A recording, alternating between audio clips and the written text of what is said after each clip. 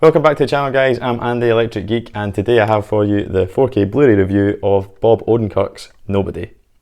This is a fairly new release which came out last Monday, so the 13th of September here in the UK. As you can see, I pre-ordered myself the limited edition Steelbook. It was a blind buy, but I'm pretty confident it's going to be good because I've heard good things about it.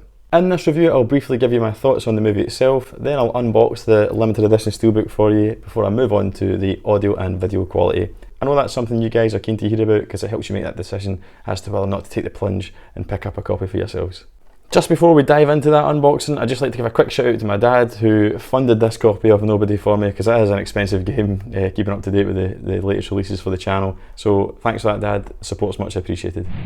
4K Steelbook of Nobody. So on the front, as you can see, there's no embossing or debossing, it's just the title across, and it kind of goes across in a kind of negative format with some black and white images of the film, which is pretty cool. The case is pretty much all yellow with some distressed metal looks, some scratchings and scuffings.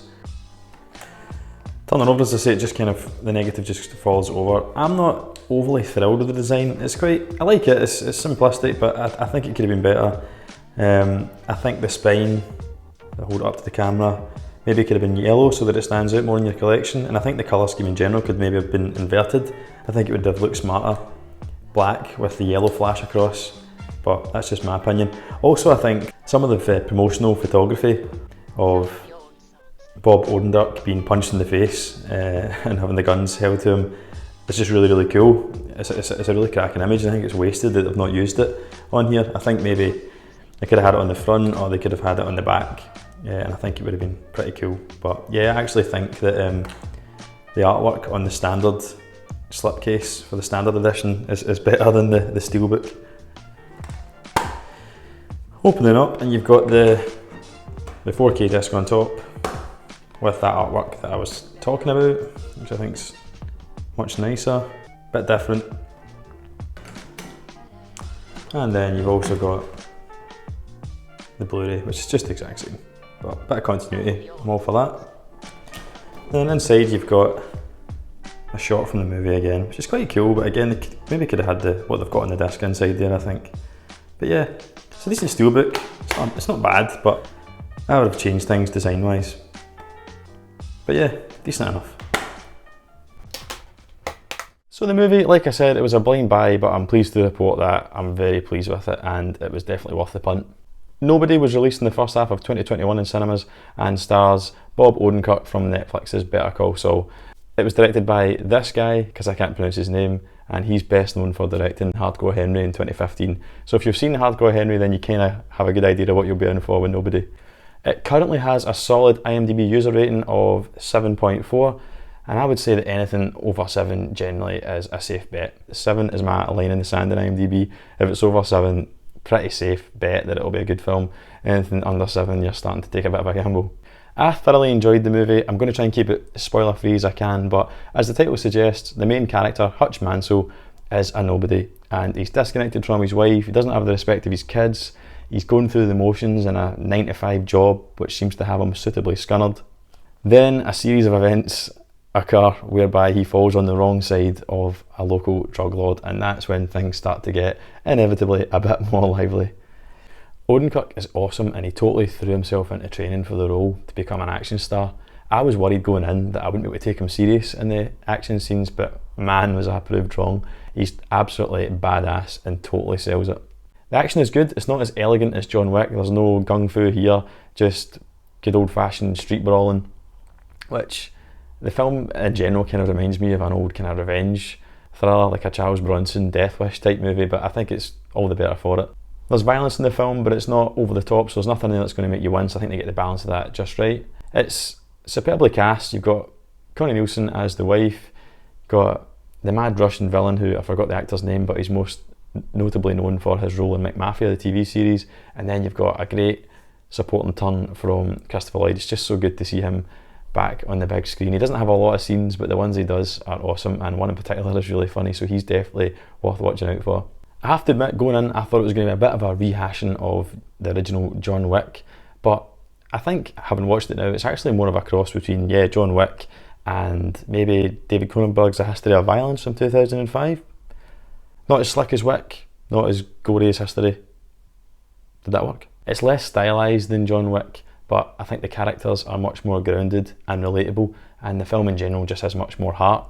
It's not as dark and brutal as History of Violence, but family is definitely at the centre of it, underpinning everything. It's a short film with a runtime of around 90 minutes, which, to be honest, I'm all for. Bring on the shorter films. It seems like these days everything is just an absolute epic. Films are rarely criticised for being too short, but often criticised for being too long. I'm looking at you, Zack Snyder. But to summarise, it's a great action movie, and it will definitely appeal to action movie fans and maybe even beyond. I think it will develop cult status as it goes on, and for that reason I think it's safe to say it's one you should definitely be adding to your collection if you're a collector. On to the audio and video, and audio wise we get a Dolby Atmos mix here that doesn't disappoint. Between the explosions and gunfire to the killer soundtrack, your subwoofer will definitely get a workout. Most notably the Pat Benatar track that plays over a car chase in the film. That's just one of those examples of the perfect track over the perfect scene. Dialogue is clear throughout, and I pretty much listened to the movie all the way through on my typical listening volume, and I didn't find myself reaching for the remote to ride the volume control all the way through. All the channels are used and there's plenty of directionality throughout. There were a couple of scenes where I heard the height channels kick in for overhead effects, but to be honest, nothing to get all that excited about. It is a solid Atmos mix, but probably just what you'd expect from a modern action film. It's also worth noting that the Dolby Atmos track also comes on the standard Blu-ray, so you're not missing out if you go with the budget option. On to the visuals. Visually, it's a solid 4K transfer. It's got a fairly prominent grain structure, so definitely not one for the grain haters as it's been carefully preserved. Its aspect ratio is 239:1, so you will get the typical black letterbox bars at the top and bottom of your screen. I've seen no issues with the picture quality in general. Black levels are good, they're deep and inky when they need to be, and I've seen no evidence of any shadow detail being lost or any black crush. HDR for this disc comes in the form of HDR10. It gives the image more depth and it adds a more realistic luminance to street lighting, car headlamps, explosions and muzzle fire. So HDR is definitely noticeable on the 4K disc. Given a lot of the movie takes place at night and there are a lot of dark scenes, the dynamic contrast offered by the addition of HDR definitely gives it the edge over the standard Blu-ray. So again, like the audio, I wouldn't exactly say the disc visually was demo worthy. However, it is an upgrade over the standard Blu-ray, just not a huge one.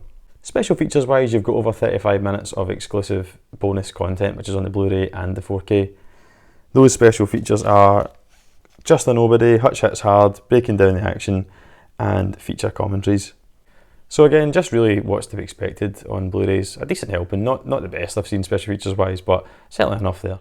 So with all that considered, overall I would give Nobody on 4K a solid 4 out of 5. I give it 4 out of 5 because it's just not quite top tier. It's a solid performer, audio and visual wise. It's a great movie and it comes with a good helping of special features. So if you're thinking about getting it, it's definitely worth getting. But I would say unless you're an absolute perfectionist when it comes to picture quality or you just absolutely love the film, I don't think it's essential to get it on 4K, even if it is the best way to watch it. I think the Blu-ray is a very good middle of the road option for most here at $14.99. The Steelbook 4K edition of Nobody is a Zavvi exclusive and it is currently sold out sadly, but I will leave a link in the description for the standard one, which I think comes in at $24.99. So that's it for today's review. I really hope you enjoyed it. If you did, hit that like button for me, and why not watch one of these other videos that's popping up on the screen right now. Go on, you know you want to. Thanks for watching. I've been Andy, Electric Geek. Take care, stay safe, and I'll chat to you soon.